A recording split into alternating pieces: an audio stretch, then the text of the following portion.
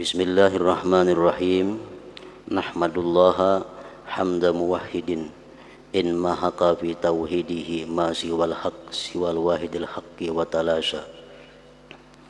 Wa numajjiduhu tamjida man yusarrihu bi anna kulla syai'in ma siwallah batilu wa la yatahasha. Wa anna kulla man fis samawati wal ardi la yakhluqu dhubaba wa la ijtama'u lahu wa la parasha. Wa nashkuruhu idh rafa'a as-sama' li ibadihi saqfan mabniyya wa mahhadal arda bisatan lahum wa firasha wa kawwara al-laila 'ala an-nahari faja'ala al-laila libasan wan nahara ma'asha liyantashiru bi ibtigha'i fadlihi wa yanta'ishu bihi an dara'atil hajati inti'asha wa nusalli 'ala rasulihi alladhi yasdurul mu'minun an haudihi riwa'an ba'da wurudihim 'alaihi utasha wa ala alihi wa ashabihi alladhina lam yada'u fi nusrati dinihi tashammura wa inkimasha wa sallim tasliman katsira amma ba'du. Maka sesungguhnya pemilik segala pemilik dan pembuat sebab dari segala sebab itu, maksudnya Allah Subhanahu wa ta'ala.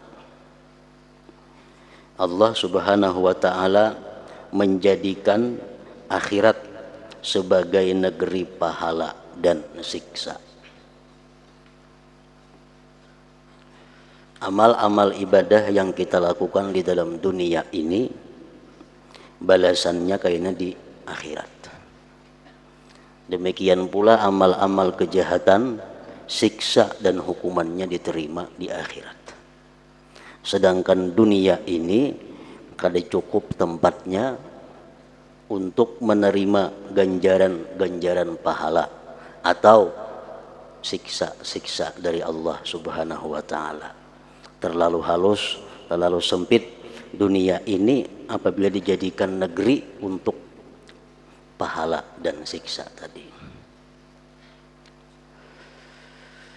Sebagaimana disabdakan oleh Rasulullah sallallahu alaihi wasallam, man aqaba nafsahu bainal maghrib wal isya fi masjidi jama'atin lam yatakallam illa bi salatin aw bi qur'anin kana haqqan 'ala Allah ay yabniya lahu qasraini masiratu kulli kasrin minhuma mi'atu 'am wa yughrasu lahu bainahuma ghirasa law tafahu ahlul ardi lawasi'ahum. Ini hadis Rasulullah yang menyatakan bahwa dunia ini kada cukup untuk balasan ibadah seorang hamba. Ujar Nabi kita, siapa-siapa yang bertahan, siapa-siapa yang bagana antara maghrib dan isya. Maghribnya sembahyang berjamaah, isyanya sembahyang berjamaah pulang. Di antaranya itunya beribadah. Sembahyang berjamaah itu di masjid. Pasti Allah membuatkan, mengulahakan, membangunkan bagi orang tersebut 2 buah gedung. Ganjaran pahalanya itu 2 buah gedung diberi Allah. Antara gedung yang satu dengan gedung yang satunya itu perjalanan 100 tahun hanya sampai. Dan Allah berikan dia kebun yang andai kata mengelilingi kebun itu penduduk dunia ini niscaya cukup. Allah berikan dia kebun yang luasnya andai kata mengelilingi penduduk dunia cukup. Nah itu balasan orang nang i'tikaf di masjid antara maghrib isya. Andai kata balasan itu diberikan dalam dunia, kali cukup dunia tempatnya. Hanya seikung manusia dan hanya samalaman. Coba kalau 1000 orang nang i'tikaf di masjid antara maghrib isya, muatlah dunia, maginnya kada muat lagi. Atau tiap hari inya kada kemuatan lagi dunia. Jarak antara satu bangunan ke bangunan yang lain 100 tahun hanya sampai kali cukup umur kita menjalani. Nah makanya itu dunia ini bukan negeri pahala, bukan negeri pembalasan amal. Amal ibadah yang kita lakukan di dunia ini balasannya kayaknya di akhirat. Di situ tempatnya. Demikian pula siksa. Demikian pula siksa. Dunia ini bukan tempat siksa orang yang maksiat. Kalaupun ada orang-orang yang maksiat itu terkena bala di dalam dunia ini, itu hanya alamat atau tanda bahwa di akhirat kaina lebih besar lagi ancaman siksa yang diterimanya. Sedangkan hukuman yang sebenarnya bagi orang yang melakukan maksiat di dalam dunia itu, di akhirat kaina hukumannya. Di dunia kada cukup tempatnya. Sebagaimana sabda Rasul menyatakan, wa ra'aitu rijalan buyutuhum kal buyut fiha hayatun wa aqarib tura min zahiri butunihim faqultu man haula ya Jibril faqala haula akalatur riba. Waktu Isra Mi'raj Nabi kita melihat orang-orang yang perut mereka itu macam rumah. Parutnya macam rumah, kayak apa orangnya? Waktu Isra Mi'raj Rasulullah diperlihatkan manusia nang perutnya itu ganalnya macam rumah. Di dalam parut itu pulang kelihatan ada ular, ada kala. Tura dilihat min zahiri butunihim. Kelihatan dalam parutnya kelihatan ular, kala, macam-macam. Ujar Nabi, siapa mereka itu hai Jibril? Jibril menjawab, haula akalatur riba. Itu orang yang temakan riba. Orang yang memakan riba. Andai kata di dalam dunia diandak Tuhan macam itu, bisa kedemuat dunia ini. Sahabat 100 sama makan riba di berapa ini, hibak berapa manusia yang kaya rumah parut. Nah, jadi dunia bukan tempat pembalasan baik pahala atau siksa. Allah menjadikan akhirat sebagai negeri pahala dan siksa. Sedangkan dunia sebagai negeri beban. Dunia ini negeri beban. Kita disuruh ini oleh Allah, dilarang itu oleh Allah. Dan keguncangan. Dunia ini negeri kegelisahan. Orang kada ada nyaman hidup dalam dunia.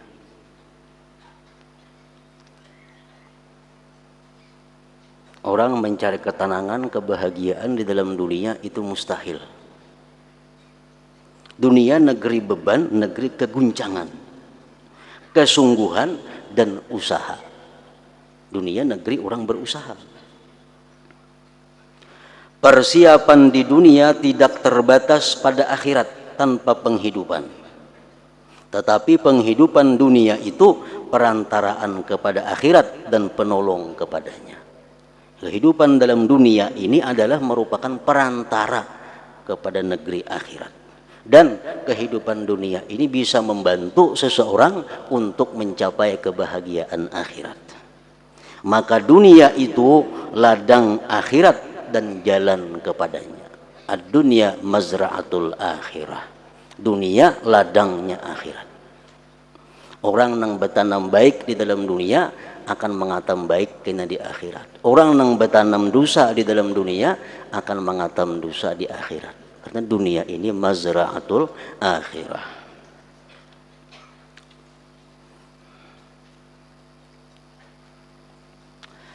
Manusia itu ada tiga, yaitu pertama, seseorang yang disibukkan oleh penghidupannya dari akhiratnya.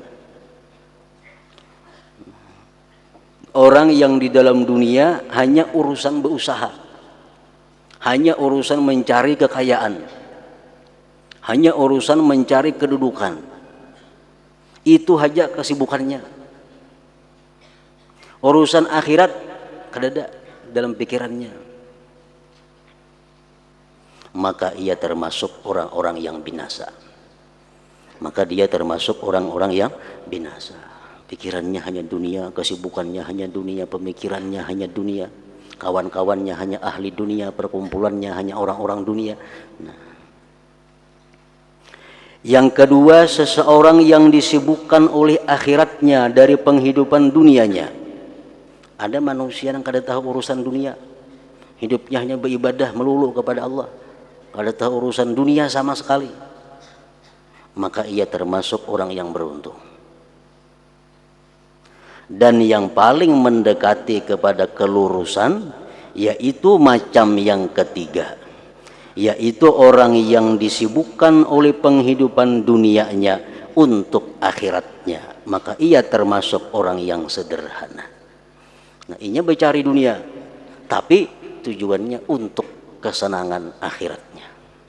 Ia mencari dunia untuk sanggup bekal akhiratnya. Ia mencari dunia untuk akhirat. Nah, ini yang ketiga. Berdagang juga, berusaha juga, cuma kada lepas daripada kepentingan akhirat. Jadi ada 3 golongan manusia tadi. Dan tidak mencapai derajat kesederhanaan orang yang tidak melazimi jalan kebenaran dalam mencari penghidupan. Artinya kita kada akan bisa masuk kelompok yang ketiga. Kelompok yang ketiga, kelompok orang yang mencari dunia untuk akhirat. Mencari dunia untuk akhir itu tidak akan bisa dan tidak mencapai derajat kesederhanaan orang yang tidak melazimi jalan kebenaran dalam mencari penghidupan. Dan orang yang mencari dunia itu tidak akan tergerak sebagai perantara ke akhirat selama ia tidak beradab dengan adab-adab akhirat dalam mencari dunia itu. Nah, kami akan mendatangkan adab-adab, tata cara berdagang, pekerjaan-pekerjaan, dan berbagai macam usaha dan sunnah-sunnahnya.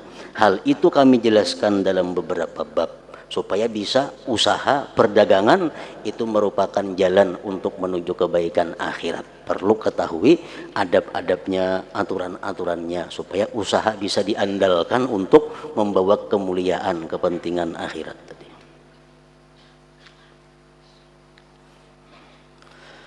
Bab mengenai keutamaan usaha dan dorongan atasnya.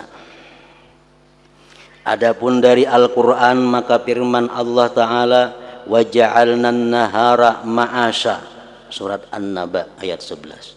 Artinya, dan kami jadikan, ujar Tuhan, siang untuk mencari penghidupan. Siang itu dijadikan Allah untuk manusia mencari penghidupan. Dia sebutkan siang itu dalam tawaran mencari anugerah. Dan dia Allah Ta'ala berfirman, وَجَعَلْنَا لَكُمْ فِيهَا مَعَايِشَ قَلِيلًا مَا تَشْكُرُونَ, Al-A'raf 10. Artinya, dan kami jadikan bagimu muka bumi, di muka bumi itu sumber penghidupan. Amat sedikitlah kamu bersyukur kepada Allah. Tuhanmu menjadikannya sebagai nikmat dan dia menuntut kesyukuran atasnya nikmat itu. Dan Allah Ta'ala berfirman, laisa alaikum junahun an tabtagu fadlan min rabbikum, Al-Baqarah 198. Artinya, tidak ada dosa bagimu untuk mencari karunia dari Tuhanmu. Kada berdosa berdagang itu, kada berdosa bertani, kada berdosa orang berusaha mencari karunia Allah. La junah, laisa alaikum junah. Ayat ini menurut para ulama tafsir diturunkan kepada orang-orang yang hendak berhaji. Orang-orang yang hendak berhaji itu mereka kada hakun tulak haji sambil membawa barang dagangan. Mereka kada hakun naik haji membawa sambil membawa barang dagangan. Takutan kalau ku berdosa. Takutan kalau kau hajinya kada berpahala. Jadi kayaknya biar di Makkah minta-minta kagawian, napakah? Nah, Allah kada katuju macam itu. Ujar Tuhan, laisa alaikum, tidak ada dosa bagimu untuk mencari karunia dari Tuhanmu. Jadi sambil naik haji silahkan membawa barang jualan dari kampung kita, dibawa ke sana untuk dijual sebagai nafkah hidup di sana. Jangan minta-minta di situ. Dalam tafsir Sawi Al-Jalalain disebutkan ada 3 kelompok manusia yang terhubung dengan ayat Allah ini. Ada orang yang naik haji sambil tujuan utamanya berdagang. Ini kan Makkah itu musim haji berdagang nang ianya. Naik hajinya nomor 2. Nah ini orang kada berpahala. Tapi kewajiban hajinya gugur.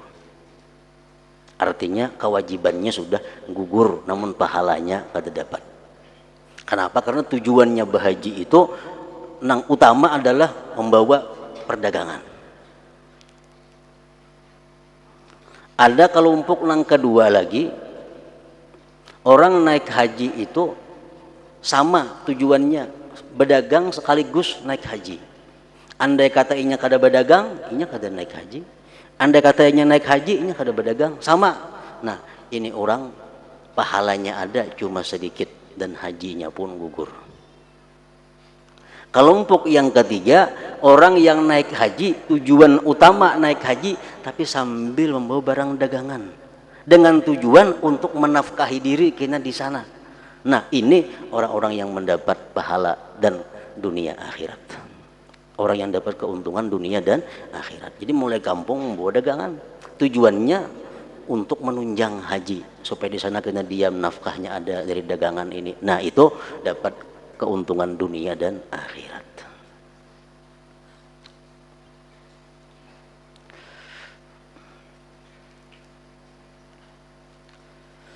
Laisa 'alaikum junahun an tabtagu fadlan min rabbikum wa akharuna yadribuna fil ardi yabtaguna min fadlillah. Al-Muzammil. Artinya, dan orang-orang yang berjalan di muka bumi mencari sebagian karunia Allah. Dan Allah Ta'ala berfirman, fantashiru bil ardi wabtagu min fadlillah. Artinya, dan bertebaranlah kamu di muka bumi dan carilah karunia Allah. Adapun hadis-hadis, maka Nabi SAW bersabda, minaz zunubi zunubun la yukaffiruha illal hammu bi talabil ma'isah. Artinya, sebagian dosa-dosa adalah dosa-dosa yang tidak dihapus kecuali oleh pikiran dalam mencari penghidupan. Kita berpikir mencari nafkah itu bisa menghapuskan dosa. Berpikir untuk mencari penghidupan supaya bisa mengungkusi diri, mengungkusi keluarga. Nah, kita berpikir untuk itu bisa menghapuskan dosa. Dan beliau alaihi salatu wassalam bersabda, at-tajirus saduq yuhsyaru yaumal qiyamah ma'as siddiqin wasyuhada. Artinya, pedagang yang jujur pada hari kiamat akan dihalau bersama siddiqin dan orang-orang yang mati syahid. Hadis lain riwayatnya menyatakan, at-tajirus saduq tahta zillil arsy yaumal qiyamah. Pedagang yang benar-benar sadik, pedagang yang benar-benar jujur, itu berada di bawah naungan aras pada hari kiamat kaina, kada kepanasan.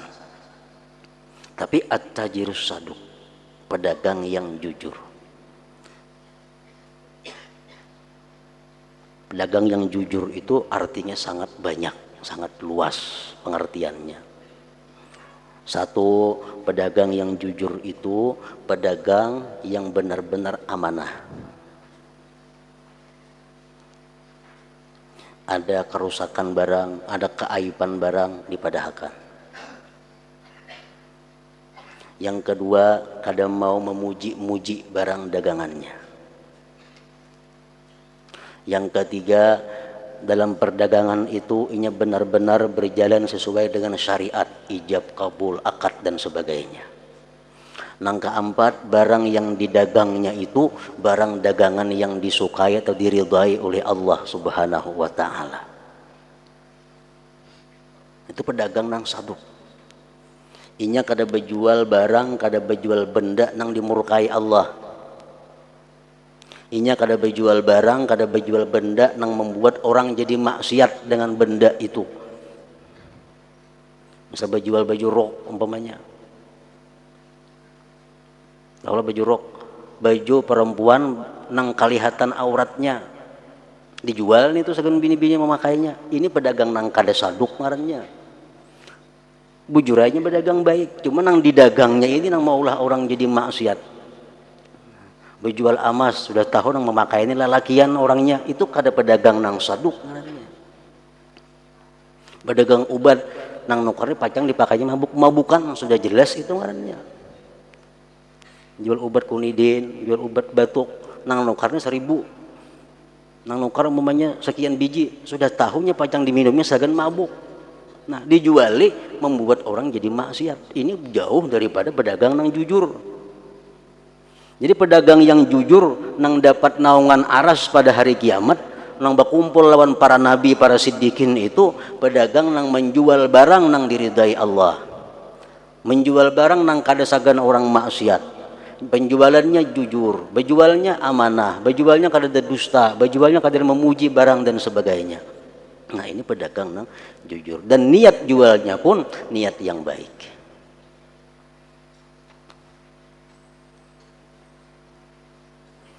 Hanya ada sebagian perkataan ulama bahwasanya al-Islam mahjubun bil muslimin. Artinya Islam itu didinding oleh orang Islam juga. Maksudnya Islam itu dirusak oleh orang Islam juga. Nang menjual bir itu orang Islam banyak di warung-warung. Nang menjual obat mabuk-mabukan orang Islam juga. Nang menjual baju-baju nang membuka aurat di pasar orang Islam juga. Jadi nang merusak Islam itu orang Islam seorang. Nah, pedagang macam ini jauh daripada pedagang nang as-saduq ngarannya. Keuntungan yang didapat dalam dunia kada seimbang lawan siksa yang bakal diterima di akhirat. Berapa ada hubungannya itu? Jadi pedagang berpikir walaupun untung, tapi kalau merusak Islam kada ada untungnya. Bahkan kayaknya menyesal kada terkira.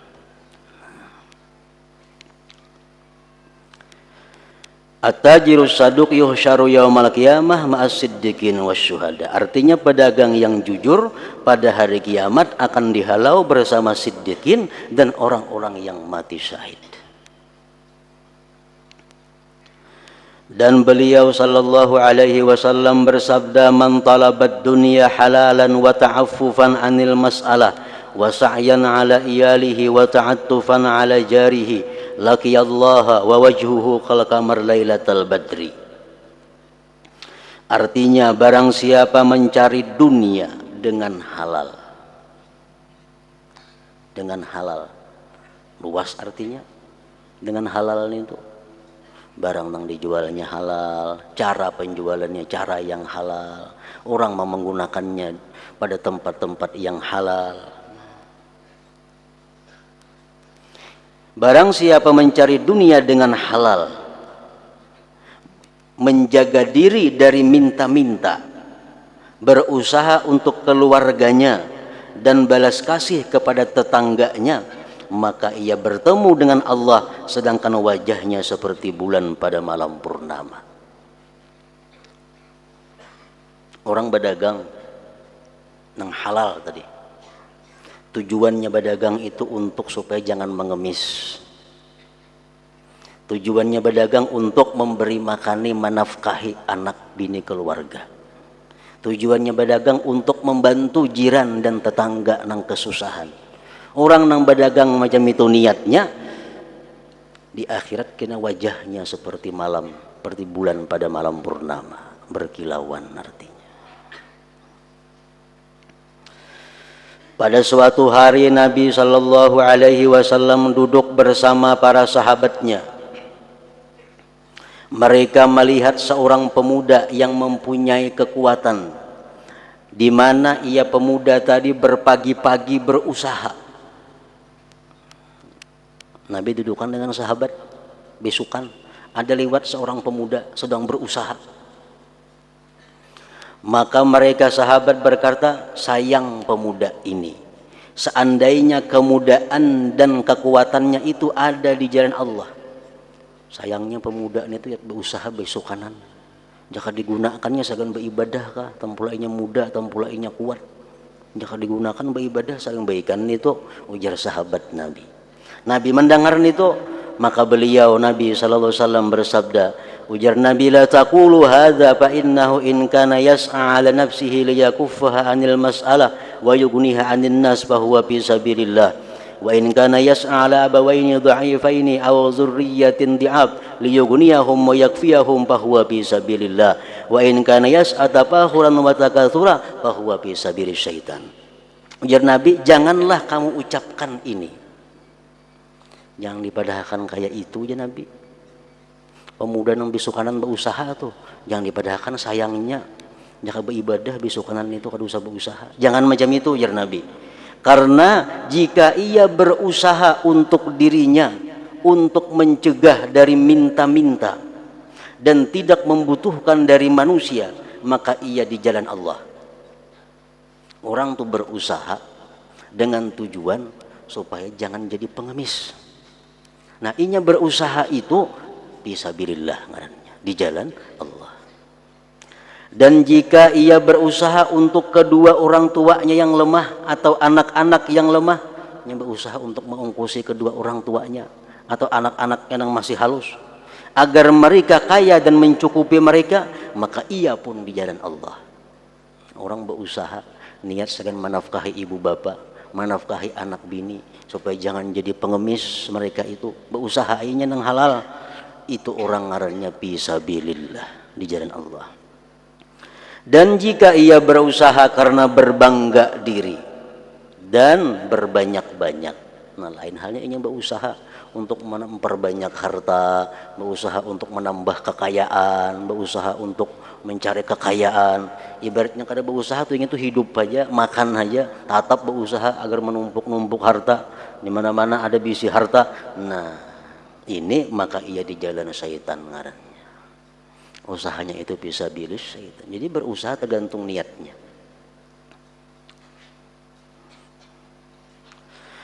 Dan Nabi SAW bersabda, innallaha yuhibbul 'abda yattakhidul mihnata liyastaghniya biha 'anil nas wa yabghadul 'abda yata'allamul 'ilma yattakhidhuhu mihnah.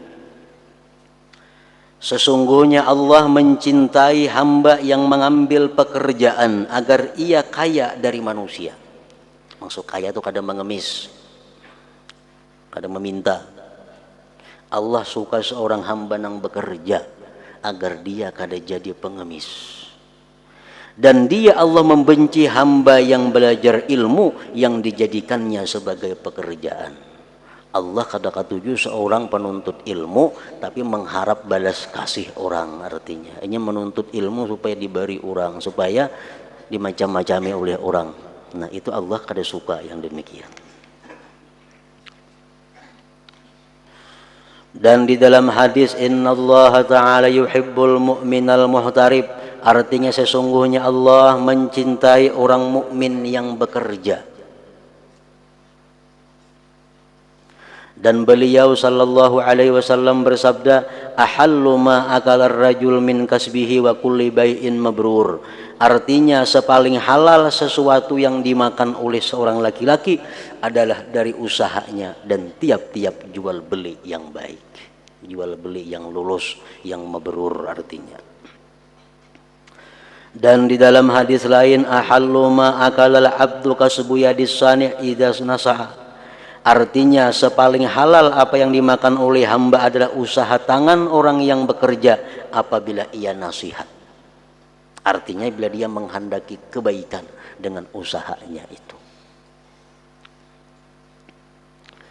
Dan beliau alaihi salatu wassalam bersabda, alaikum bittijarah fa inna fiha tis'ata asyarir rizq. Artinya lazimilah berdagang, karena padanya terdapat 9/10 rezeki. Rezeki Allah itu 9/10-nya diletakkan, dibagi untuk orang-orang yang berdagang. Makanya kebanyakan yang sugih itu orang berdagang. Orang petani jarang sugih, buruh jarang sugih. Kenapa? Rezeki Allah berputar kebanyakannya di intang bubuhan pedagang itu. Dan diriwayatkan bahwa Isa alaihi salam melihat seorang laki-laki, maka beliau bertanya, apakah yang kamu kerjakan? Jadi Nabi Isa, seorang laki-laki itu, kamu begawin apa? Ia menjawab, saya beribadah. Saya beribadah. Beliau bertanya lagi kepada laki-laki tadi, siapakah yang menanggungmu? Siapa yang mau ongkosi ikam? Ia menjawab, saudaraku. Saudaraku yang mau ongkosi. Isa bersabda, saudaramu lebih beribadah daripada kamu. Saudaramu lebih beribadah daripada kamu. Artinya pahalanya tagana saudaramu nang maungkusi ikam beribadah itu. Jadi orang-orang nang maungkusi keluarga, maungkusi anak nang beribadah, maungkusi anak nang menuntut ilmu, orang nang maungkusi itu lebih ganal pahalanya daripada orang nang beribadah itu. Saudaramu lebih beribadah daripada kamu. Dan Nabi kita sallallahu alaihi wasallam bersabda, inni la a'lamu syai'an yuqarribukum minal jannati wa yub'idukum minan nari illa amartukum bih. Wa inni la a'lamu syai'an yub'idukum minal jannah wa yuqarribukum minan nar illa nahaitukum anhu. Wa innar ruhal amin nafatha fi raw'i inna nafsan lan tamuta hatta tastawfiya rizqaha wa in abta'a anha fattaqullah wa ajmilu bit talab. Artinya, sesungguhnya aku, ujar Nabi kita, sesungguhnya aku tidak mengetahui sesuatu yang mendekatkan kamu ke surga dan menjauhkan kamu dari neraka, melainkan aku memerintahkannya kepadamu. Setiap sesuatu, ujar Nabi, nang bisa memasukkan engkau ke surga, pasti kusuruh ikam melakukan sesuatu itu. Dan sesungguhnya aku tidak mengetahui sesuatu yang menjauhkan kamu dari surga dan mendekatkan kamu di neraka, melainkan aku melarangmu daripadanya. Sesuatu apapun, jar Nabi, nang pacang membuat ikam ke neraka, pasti kularang, pasti kucegah. Dan sesungguhnya ar-ruhul amin meniupkan di dalam hatiku, sesungguhnya diri seseorang itu tidak akan meninggal sebelum dipenuhi rezekinya, meskipun rezeki itu lambat darinya. Artinya seseorang itu tidak akan mati kecuali rezekinya habis. Bila rezeki masih ada, kita kada bakal mati.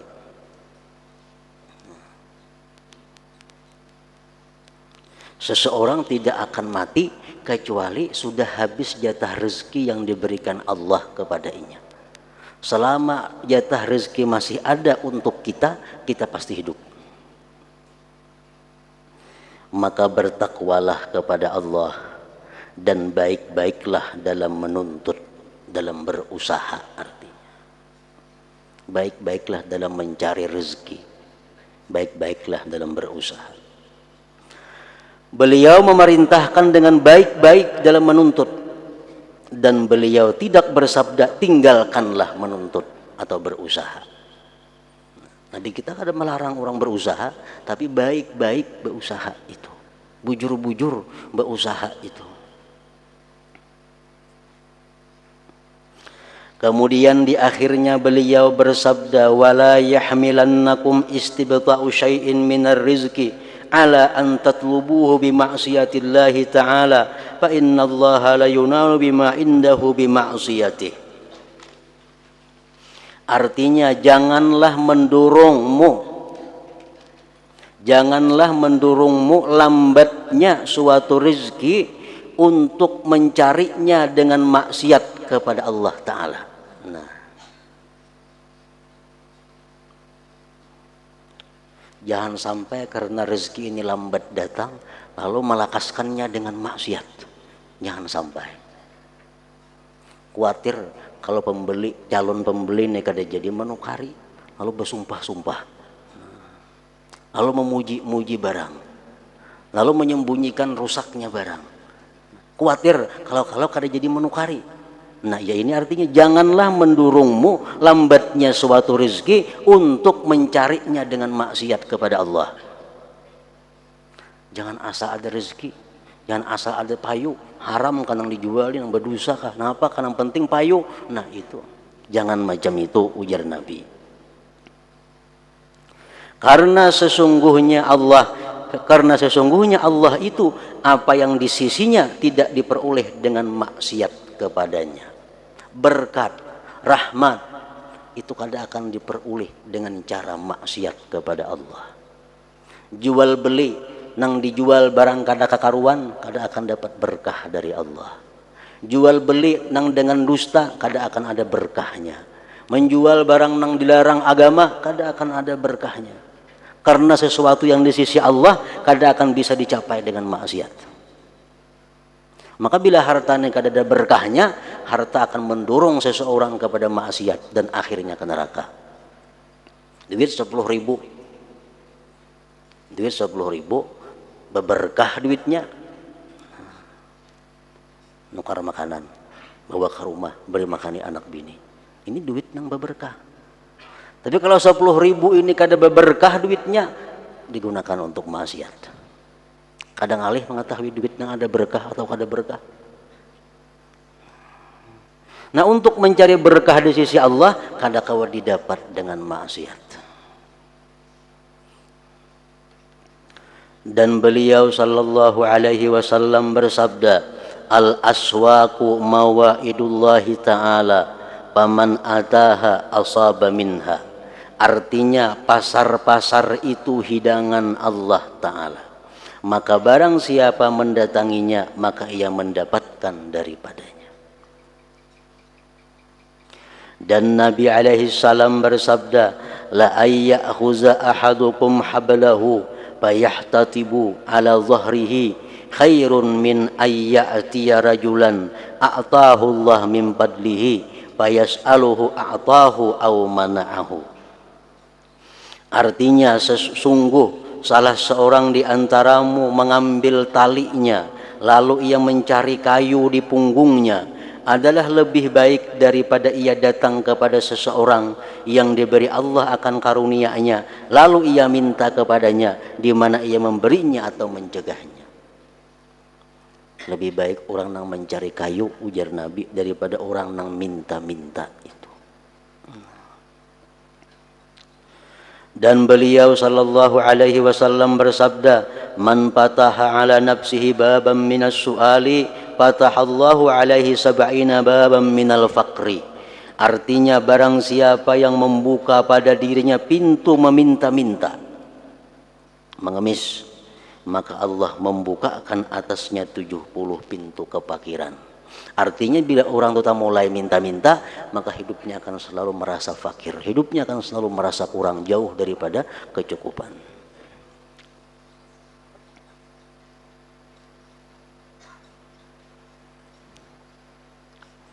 Nah, hingga situ ada pun asar